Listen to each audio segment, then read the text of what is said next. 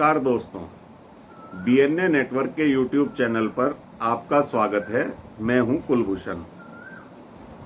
आज बात करेंगे भारत के सांसद, कांग्रेस पार्टी के युवराज माननीय राहुल गांधी की। अभी तक तो वो सांसद हैं, हो सकता है कि उनकी संसद सदस्यता चली जाए, क्योंकि आज गुजरात में सूरत में एक सेशंस कोर्ट में जो एक मुकदमा लंबित था, उसमें उनको सजा सुनाई गई। डिफर्मेशन के केस में, मानहानि के केस में 2 साल की सजा उनको सुनाई गई। ये बात अलग है कि उनको तुरंत जमानत भी मिल गई और 30 दिन का टाइम मिल गया। ऊपर की अदालत यानी हाई कोर्ट में भी वो जा सकते हैं, सुप्रीम कोर्ट में भी जा सकते हैं अपनी सजा को कम कराने के लिए या सजा को खत्म कराने के लिए। अब मुद्दा बड़ा पेचीदा है कि ये सजा हुई क्यों। 2019 जब लोकसभा के चुनाव चल रहे थे, उनमें राहुल गांधी कर्नाटक के कोलार में एक जनसभा को संबोधित कर रहे थे। और जैसा कि सारे दर्शक आप लोग जानते ही होंगे कि ये महानुभाव कहीं पर भी कुछ भी बोल देते हैं, तो वहां पर कोलार में, कर्नाटक में इन्होंने बोला कि जितने भी मोदी सरनेम के लोग हैं वो सारे चोर होते हैं। और इस बात को लेकर गुजरात के एक विधायक, उनका सरनेम भी मोदी था, वो कोर्ट चले जाते हैं और इनके ऊपर मानहानि का मुकदमा दायर कर देते हैं। अब 4 साल से मुकदमा चलते चलते आज उसका फैसला आया है और उसमें कोर्ट ने इनको 2 साल की सजा सुनाई है। अब प्रावधान ये है कि सीआरपीसी में इस तरह के केस में, क्रिमिनल केस में, अगर आपको से मतलब राहुल गांधी को या किसी भी सांसद या विधायक को 2 साल की सजा हो जाती है, तो उनकी संसद सदस्यता तुरंत से खत्म हो जाती है, जो कि सुप्रीम कोर्ट ने एक फैसले में कहा हुआ है। और ये एक्ट भी संसद से पास हो रखा है। लेकिन इसके अलावा भी सुप्रीम कोर्ट ने अपने एक फैसले में कह रखा है कि अगर ऐसे किसी भी क्रिमिनल फैसले पे, जजमेंट पे संसद सदस्य हो या विधायक हो, 2 साल की सजा अगर सुना दी जाती है, तो उसी क्षण से, उसी पल से उस व्यक्ति की संसद सदस्यता या विधायक पद की सदस्यता उसकी चली जाती है। लेकिन आज ये मुद्दा चल रहा है और तरह तरह की बातें इस पर हो रही हैं कि अब राहुल गांधी की सदस्यता जाएगी या नहीं जाएगी। ये फैसला लेना है लोकसभा अध्यक्ष ओम बिरला को कि वो इनकी सदस्यता रखते हैं या इनको सदस्य लोकसभा का मानने से इनकार कर देते हैं। अब ये तो बात आगे का विषय हो जाएगा कि कल को क्या होगा, क्या नहीं होगा। लेकिन ऐसा ही एक मुकदमा बिहार के पूर्व उप मुख्यमंत्री सुशील मोदी ने भी इनके ऊपर किया हुआ है और वो अभी केस चल रहा है, उस पर भी अभी फैसला आना बाकी है। तो ये जो युवराज हैं राहुल गांधी, उन्हें लोग प्यार से पप्पू भी कहते हैं, वो कुछ दिन पहले इंग्लैंड भी गए थे और उन्होंने भारत के लोकतंत्र को, भारत की जुडिशरी को, भारत की मीडिया को जितना अपमानित किया है वो सब आप जानते होंगे। उसके खिलाफ जब ये हिंदुस्तान लौटते हैं, संसद जाते हैं, तो सत्ताधारी पार्टी भाजपा सदन में इनसे माफी की मांग करती है। अब ये माफी तो मांगते नहीं।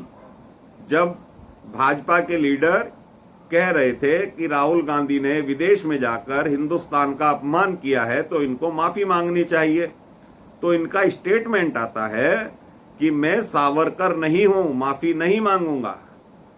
जैसे कि सावरकर बहुत बड़े क्रिमिनल रहे हों। सावरकर एक महान क्रांतिकारी थे, जिसे एक जन्म में ही अंग्रेजों ने 2 जन्म का कारावास की सजा सुनाई थी। ऐसे क्रांतिकारी सावरकर थे। तो इन्होंने स्टेटमेंट दिया कि मैं सावरकर नहीं हूं जो माफी मांग लूं। माफी तो युवराज जी, राहुल गांधी जी, जवाहरलाल नेहरू ने भी मांगी है, महात्मा गांधी ने भी मांगी है। अगर सावरकर जी ने माफी मांगी है तो उसके बाद भी उन्होंने क्रांति का बिगुल बजाए रखा था। और 2019 में जब ये प्रचार कर रहे थे, राफेल का मुद्दा उठा कर शोर मचा रहे थे, उसमें कह रहे थे प्रधानमंत्री मोदी के बारे में कि चौकीदार चोर है।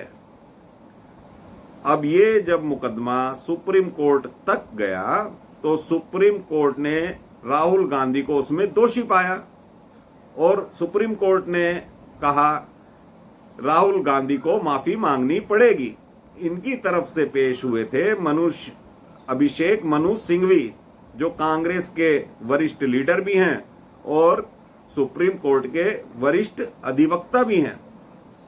उन्होंने जब सुप्रीम कोर्ट में कहा था कि राहुल गांधी की जुबान फिसल गई है, उनका ये कहने का मतलब नहीं था, लेकिन सुप्रीम कोर्ट ने उनकी दलीलों को खारिज करते हुए राहुल गांधी से माफी मांगने को कहा था। राहुल गांधी ने माफी तो मांगी, लेकिन सुप्रीम कोर्ट ने उनकी माफी को भी नजरअंदाज करके कहा कि माफी आपको लिखकर एफिडेविट देकर मांगनी पड़ेगी।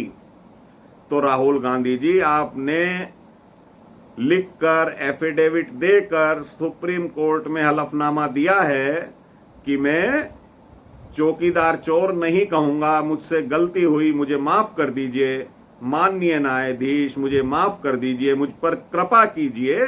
जब तो आपके ये बोल थे, लेकिन जब भाजपा आपसे ये कह रही कि सदन में आप माफी मांगिए, तो आप कह रहे हैं कि मैं सावरकर नहीं हूं, मैं गांधी हूं। राहुल गांधी जी, ये तो बता दीजिए, आपका परिवार नेहरू खानदान से ताल्लुक रखता है, तो आप गांधी कैसे बन गए? आप राजीव गांधी जी के पुत्र हैं।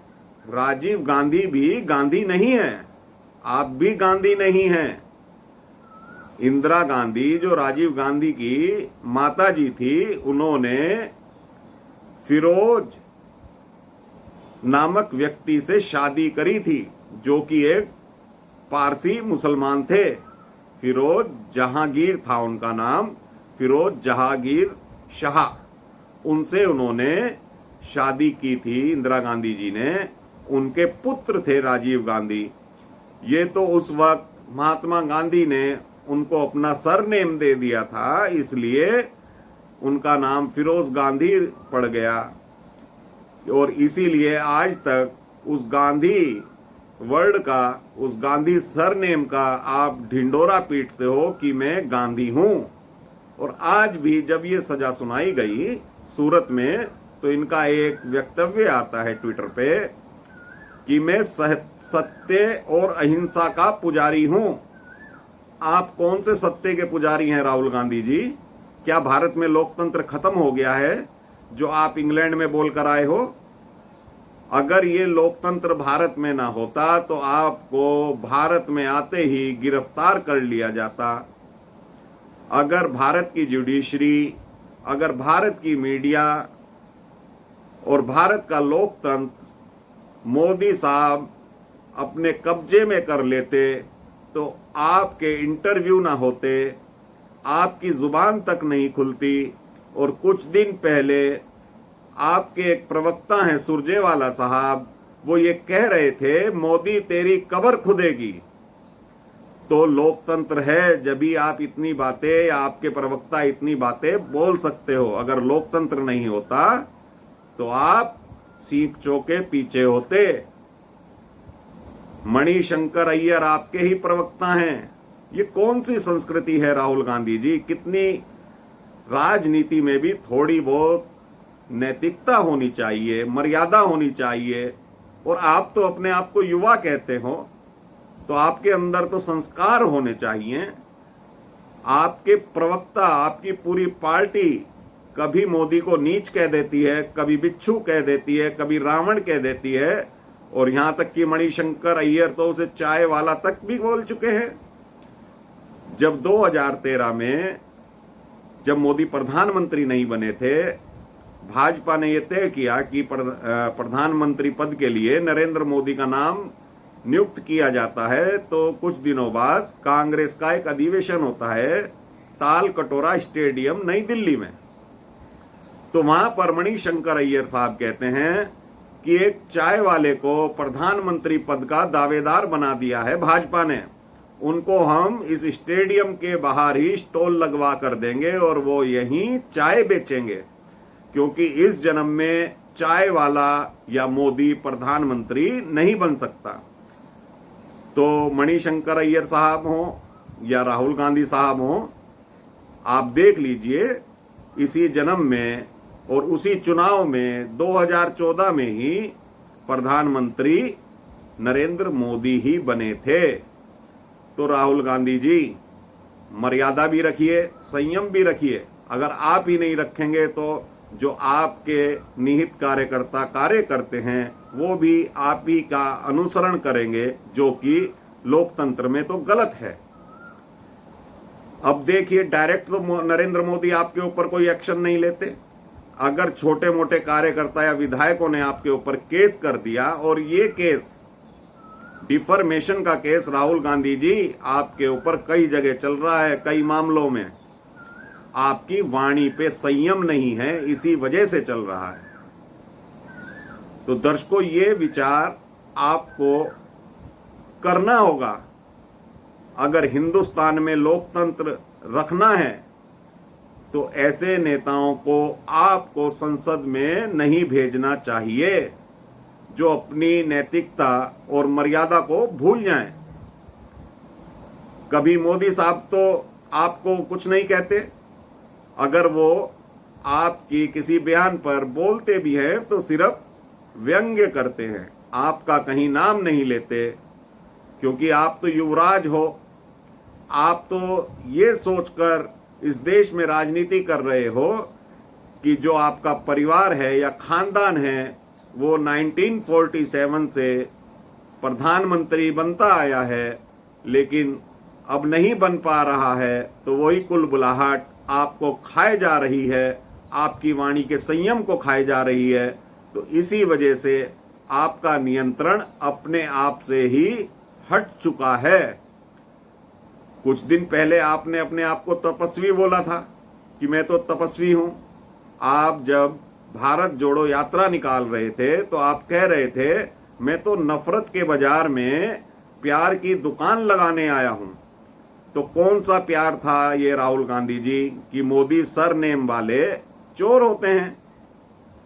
और एक चीज और है, अभी तो आप बच गए हैं। मैं दर्शकों आपको एक बात ये और बता दूं कि मोदी कास्ट जो है, मोदी सरनेम जो है, वो पिछड़ों में भी होती है और शेड्यूल कास्ट में भी होती है। अगर कोई शेड्यूल कास्ट का व्यक्ति कोर्ट में चला जाता तो इनकी सजा और बढ़ जाती। अगर नरेंद्र मोदी इनसे इतनी ही नफरत करते तो किसी भी शेड्यूल कास्ट के सरनेम वाले मोदी से केस करवाते और इनको सजा ज्यादा लंबी होती।